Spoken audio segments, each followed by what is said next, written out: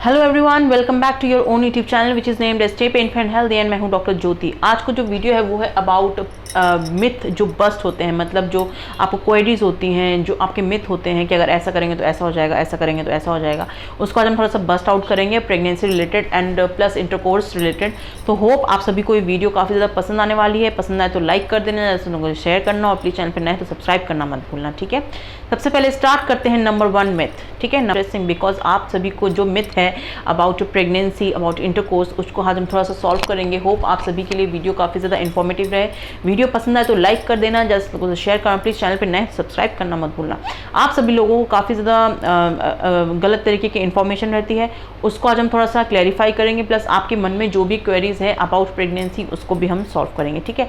तो वीडियो को पूरा एंड तक देखना, वीडियो में पूरा बने रहना, ठीक है। सबसे पहले स्टार्ट करते हैं नंबर 1 मिथ। नंबर 1 मिथ क्या होता है कि अगर आपको इरेगुलर पीरियड्स हैं तो आप कंसीव नहीं कर सकते। सबसे बड़ा मिथ यही है। अगर आपको अगर आपके पीरियड इरेगुलर तो आप क्यों नहीं कंसीव कर सकते। ऑब्वियसली पीरियड इरेगुलर है तो थोड़ा बहुत ओव्यूलेशन का जो टाइम है वो डगमगा जाता है, बस इसमें भी इतना टेंशन की बात नहीं है। अगर ओव्यूलेशन का टाइम जो है डगमगाता है तो आपके लिए ओव्यूलेशन के सिम्टम्स बहुत ज़्यादा इंपॉर्टेंट रखते हैं। उस पर वीडियो बना चुका है, एक बार आप जरूर देख लेना, ठीक है। उसके साथ साथ आप जो ओव्यूलेशन ट्रैक करने की जो टेस्ट होते हैं उसको भी आप यूज़ कर सकते हैं। जो ओव्यूलेशन प्रेडिक्टर किट होती हैं उनको भी आप यूज़ कर सकते हैं। तो ऑब्वियसली इन तरीके से भी आप अपने जो पीरियड्स हैं उस अगर इरेगुलर है तो आप ओव्यूलेशन को ट्रैक कर सकते हैं, ठीक है। बट जो पीरियड इरेगुलर है वो किस रीज़न की वजह से, उसको सॉल्व करना बहुत ज़रूरी है, ठीक है।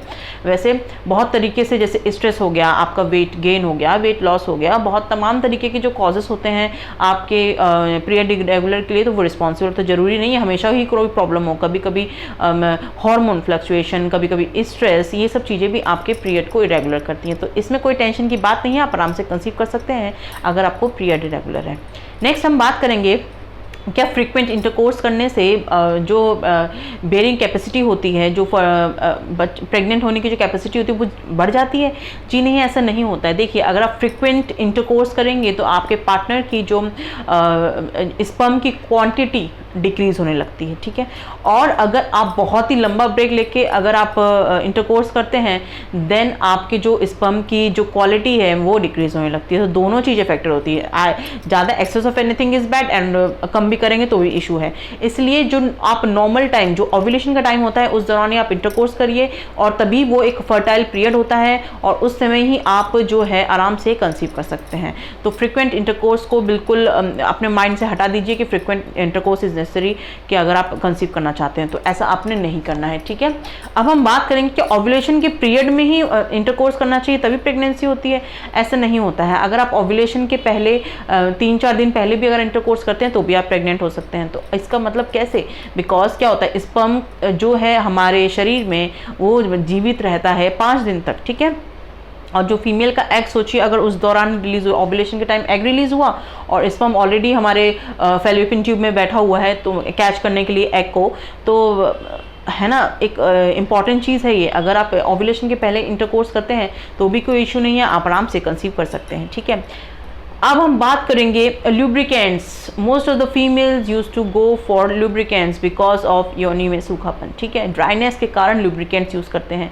बट आप एक चीज़ ध्यान रखिए, अगर आप लुब्रिकेंट्स ज़्यादा यूज़ करते हैं तो जो स्पर्म की मोटिलिटी कहेंगे, स्पर्म की जो चाल होती है चलने की, उसको काफ़ी हद तक कम कर देता है, स्पर्म को डैमेज भी कर सकता है। इसलिए अगर आप लुब्रिकेंट यूज़ करते हैं तो आपको स्पर्म फ्रेंडली लुब्रिकेंट्स का यूज़ करना चाहिए रादर देन आप कोई भी ऑयल लगा ले रहे हैं, कोई भी क्रीम लगा रहे हैं, ऐसा मत करिए। एलोवेरा जेल यूज़ कर सकते हैं और इस टॉपिक पे, पर्टिकुलर टॉपिक पे वीडियो बनाया है तो एक बार आप जाके ज़रूर देखिएगा, ठीक है। अब हम बात करेंगे कि बहुत सारे लोग ये सोचते हैं कि इंटरकोर्स करने के बाद जस्ट लाई डाउन हो जाना चाहिए for half an hour and it is very difficult. लगता नहीं है ना डिफ़िकल्ट? तो करना क्या है, देखिए, सोचिए आप इंटरकोर्स के बाद आप स्पर्म को ओनली 1 मिनट चाहिए। जो हेल्दी स्पर्म होता है उसको सिर्फ 1 मिनट चाहिए आपकी बॉडी में एंट्रेंस के लिए, ठीक है। वेजाइना से entrance, cervix and then uterus, ठीक है। बहुत 1 मिनट चाहिए होता है। उसमें अगर आप आफ्टर इंटरकोर्स खड़े भी हो जाते हैं तो भी कोई इशू नहीं है, बिकॉज आपकी जो स्पर्म है उसको सिर्फ 1 ही मिनट चाहिए बॉडी के अंदर एंटर करने के लिए। तो आइदर आप लेटे रहें या खड़े हो जाएं तो उससे कोई इशू नहीं है। बट फिर भी आपको लगता है थोड़ी देर लेटे रहना है तो it is up to your, ठीक है, up to your choice, up to you. तो आप आराम से अगर आपको लेटना है तो आप लेट सकते हैं, खड़े होना तो खड़े हो सकते हैं, उससे कोई इतना इफेक्ट नहीं पड़ता है। बट अगर आप सोचते हैं कि इस तरीके से रिजल्ट अच्छे आते हैं तो थोड़े टाइम के लिए आप कर सकते हैं, बट ऐसा इसका कोई ऐसा अभी साइंटिफिक प्रूफ नहीं है कि अगर आप बहुत देर तक लेट, आधा घंटा इस बहुत ज़्यादा होता है, आप चाहें तो 5 मिनट 10 मिनट तक मोर देन इनफ, इससे ज़्यादा लेटने की कोई आवश्यकता नहीं है। ठीक है, अब हम बात करेंगे जो मेल होते हैं वो अगर टाइट पैंट्स पहनते हैं तो स्पर्म की क्वालिटी डिक्रीज होती है। जी हाँ, स्पर्म की क्वालिटी डिक्रीज होती है बिकॉज अगर स्पर्म जो है टेस्टीज हेल्ड इन स्क्रोटम आपके शरीर से 2 डिग्री टेम्परेचर पे, अगर आप उसको और गर्म टेम्परेचर प्रोवाइड करेंगे, टाइट अंडरवेयर्स पहनेंगे, तो क्या होगा, जो स्पर्म्स की क्वालिटी होती है वो डिक्रीज होने लगती है, डैमेज होने लगती है। ऑलरेडी 2 डिग्री ज़्यादा टेम्परेचर पे, उसके कारण और डैमेज होने लगते हैं। और आप लैपटॉप को भी अपनी गोदी में बैठ के काम कर रहे हैं तो भी आपकी जो इफेक्ट होते हैं स्पर्म की क्वालिटी एंड क्वांटिटी। तो आपने ऐसा करना है कि लैपटॉप को रखिए टेबल पे एंड लूज पैंट्स पहनिए, जो आपकी फर्टिलिटी को भी काफ़ी ज़्यादा इम्प्रूव करेगा। ठीक है, नेक्स्ट क्वेश्चन अराइज होता है कि वुमेन, जब भी आप ट्राई कर रहे होते हैं प्रेगनेंसी के लिए, अगर आप प्रेग्नेंट नहीं हो पाते हैं तो ऑलवेज ब्लेम करा जाता है फीमेल को। Y so? बिकॉज मेल की भी तो 50% रिस्पॉन्सिबिलिटी होती है। तो अगर आपके टेस्ट सारे पॉजिटिव आ रहे हैं तो इसका मतलब ये नहीं कि आप में ही कोई इशू है। ऑब्वियसली मेल को भी अपने टेस्ट कराने चाहिए ताकि उसमें भी कोई इशू होता है, बहुत सारे टाइप के तमाम तरीके के स्पर्म की क्वालिटी डिक्रीज हो रही है, क्वांटिटी डिक्रीज हो रही है, किसी तरीके का कोई ब्लॉकेज है तो उसको भी ठीक तरीके से ठीक कर सकते हैं। तो जरूरी नहीं है फीमेल ही रिस्पॉन्सिबल है ऑलवेज। अगर आपके टेस्ट सारे अच्छे आ रहे हैं तो अपने पार्टनर का भी टेस्ट कराइए। ठीक है, तो काफ़ी अच्छे रिजल्ट्स आते हैं, बहुत अच्छे से तमाम तरीके के जो क्वेश्चंस होते हैं वो आपके सॉल्व हो जाते हैं। ठीक है, अब हम बात करेंगे कि एज, आप सभी को पता है एज बढ़ती जाती है फीमेल में, तो ऑब्वियसली 35 से ज़्यादा हुए नहीं कि कंसीव करने में दिक्कत हो जाती है। बट आजकल तो सोचिए बहुत तमाम तरीके के सॉल्यूशन मिल गए हैं आपको जिससे आप आराम से कंसीव कर सकते हैं। बट एक जनरल आइडिया देखा जाए तो एक बायोलॉजिकल क्लॉक जिसको कहते हैं वो मेल की भी होती है। तो अगर मेल की भी एज ज़्यादा बढ़ती जा रही है, ऑब्वियसली 40 के अबव हो रहे हैं, तो उनके भी स्पर्म की क्वालिटी एंड क्वान्टिटी डिक्रीज हो रही है, उस पर भी हमको ध्यान देना चाहिए।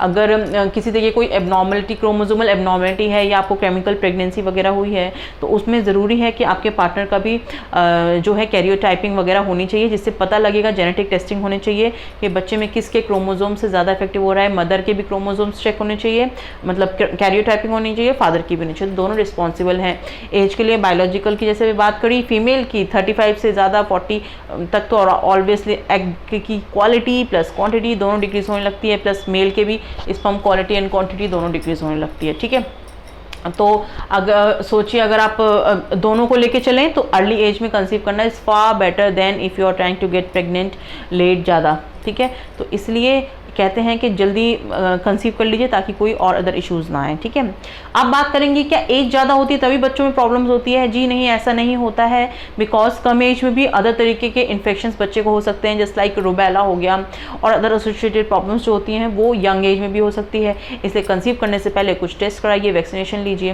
ताकि आपको एक हेल्दी बच्चा हो। ठीक है, अब नेक्स्ट हम बात करेंगे क्या फीमेल ऑर्गेज़म की भी ज़रूरत होती है if you are trying to get pregnant? Then इसका आंसर है नो, फीमेल ऑर्गेज़म की ज़रूरत नहीं होती है। It's is not necessary, it is up to you. ठीक है, क्या होता है जब जैसे ही मेल का डिस्चार्ज होता है उसमें से, जैसे मैंने बताया, बहुत सारे मिलियन ऑफ स्पर्म्स निकलते हैं, तो स्पर्म, एक हेल्दी स्पर्म जाके आपकी बॉडी में एंटर करता है। ठीक है, तो वही जब एग रिलीज होगा हमारे ओवरी से तो उसके साथ फ्यूज होगा, तो आपके फीमेल ऑर्गेज़म की इतनी ज़्यादा नेसेसिटी नहीं होती है if you are trying to get pregnant. ठीक है, तो ये तो बात हो गई आपके फीमेल ऑर्गेज़म। अब बात करेंगे most of the people used to try in one position. अगर आप ट्राई करते हैं प्रेगनेंसी के लिए एक ही position, then it is not good because other variations भी होते हैं जिसमें आपके स्पर्म की डायनेमिसिटी, मतलब स्पर्म की जो चाल होती है वो काफ़ी हद तक बढ़ जाती है।